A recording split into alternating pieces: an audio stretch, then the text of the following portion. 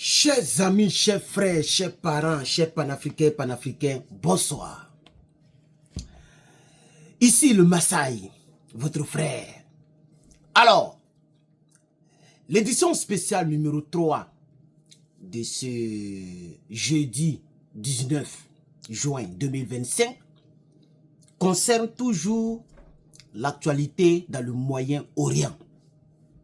La crise entre l'Iran et Israël, qui est donc initiée par Israël dans la nuit du 12 au 13 juin par des frappes sur Iran en profondeur, éliminant ainsi des généraux et même des scientifiques, et les frappes se sont déclenchées de deux côtés. Chers amis, chers frères, aujourd'hui, ça ne va pas du côté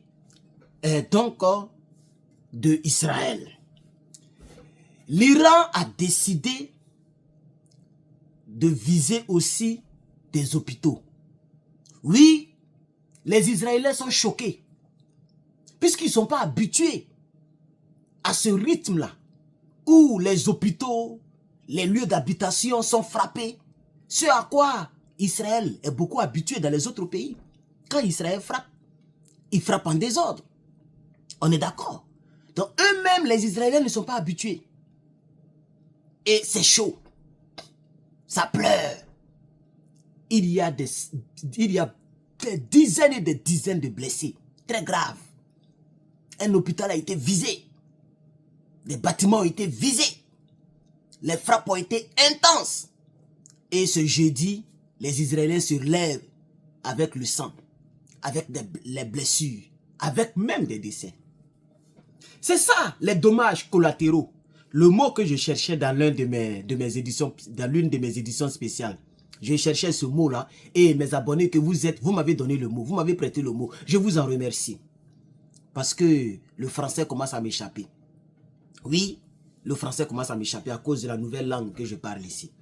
Et donc, chers camarades, il y a eu, oui, 3 choses majeures qui se sont déroulées par les frappes iraniennes, parce que l'Iran a frappé sévèrement. Sévèrement. Plus le temps passe, nous sommes le 8e jour. Entre le 8e ou le 9e jour, si je veux bien compter. Ça a commencé le 12, dans la nuit du 12 au 13. Donc prenons le 13. 13, 14, 15, 16, 17, 18, 19. Donc nous sommes le 7e, non, c'est le 8e jour, parce que le 12 est dedans. Oui, aujourd'hui, la 8e journée. La 8e journée de cette crise, il y a des dégâts dans les deux côtés. L'Iran ne se laisse pas faire. Alors, il y a la bourse, je dis bien la bourse, le bâtiment de la bourse de Tel Aviv, ou on appelle ça aussi Tel Aviv en anglais, Tel Aviv Stock Exchange. Ce gros bâtiment a été foudroyé. Deuxièmement, il y a le QG du Mossad. Et ça, c'est selon BBC. J'ai toutes les sources ici. Je fais des recherches maintenant pour vous informer. Le quartier de Glilo, on appelle ça le quartier de Glilo. Le quartier là, on appelle ça Glilo. Glilo. Ce quartier a été framponné parce que c'est dans ce quartier que le QG du Mossad est situé. Et troisième chose, l'immeuble résidentiel. Un immeuble résidentiel où les gens vivent, on dit résidence résidentielle.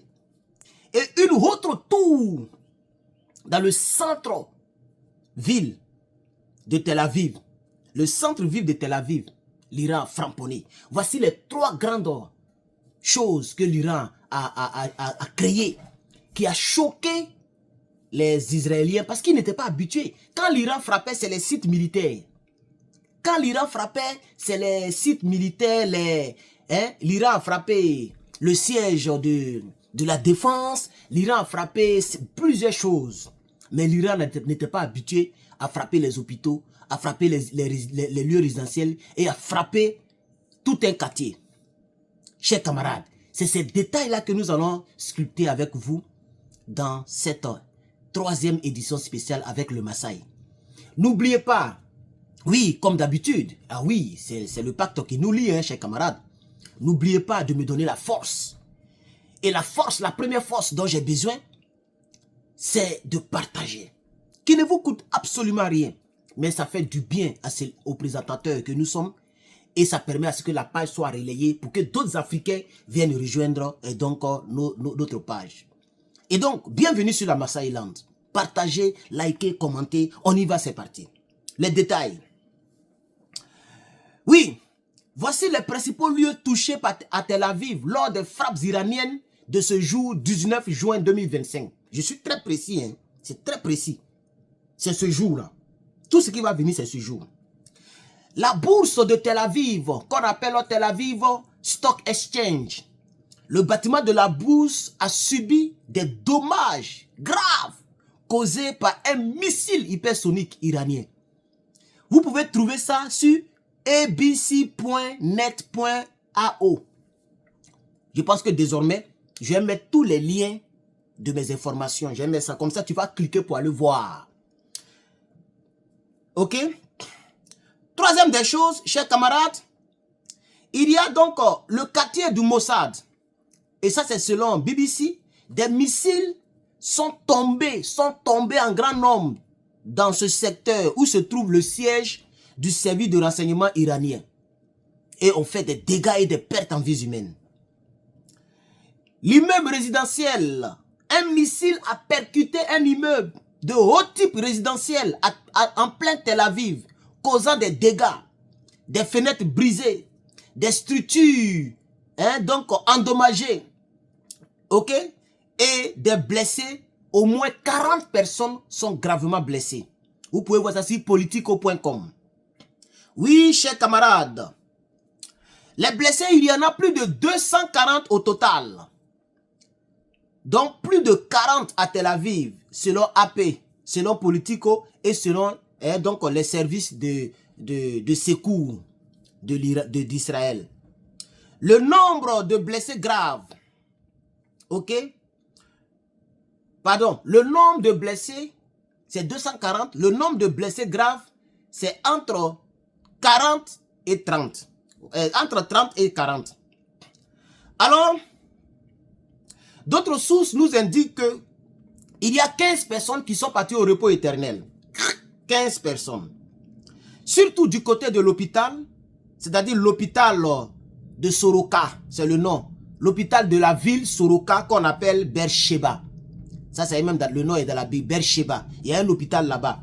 Cet hôpital a été touché par une frappe, une seule frappe a touché cet hôpital. Les défenses, les systèmes de défense n'ont pas pu empêcher le missile de frapper. Donc ça veut dire que le dôme de fer n'est pas vraiment un dôme de fer. Ça veut dire qu'il y a des... Vous voyez, c'est ça la triste réalité. Des gens qui sont très loin, à plus de 1000 km et qui font des dégâts. Vous comprenez?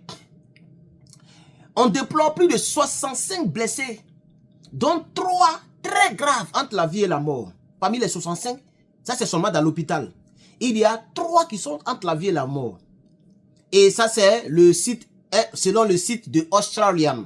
Et puis aussi AP, grand A, grand P.